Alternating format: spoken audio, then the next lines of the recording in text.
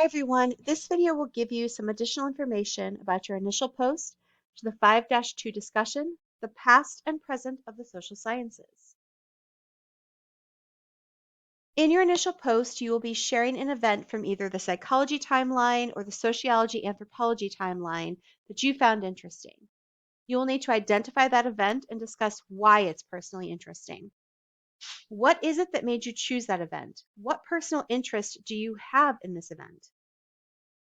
Then you will need to discuss how the event or perspective has changed how we study individuals, if you picked something from the psychology timeline, groups, if you picked something from the sociology timeline, or cultures, if you picked something related to anthropology. Make sure that if you used any resources outside of your readings for that week, that you have provided proper citation for those outside sources. So this is a little look at the psychology timeline. Here you will find events like Mary Calkins being elected the first female president of the APA, the first psychological laboratory in the US, and the creation of the Rorschach test. You can read through all of these events, and if you choose one and you want more information, you can always look for scholarly sources to get that extra information.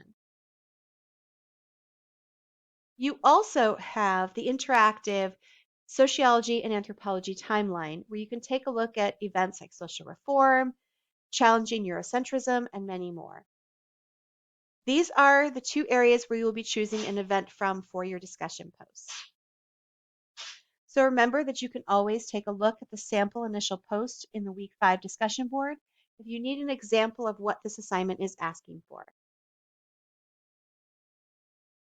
Your initial post to the week 5 discussion board is due by 11:59 p.m. in your time zone on Thursday. If you have any questions, remember you can always email me or post your questions in the general questions discussion board. Thanks for watching.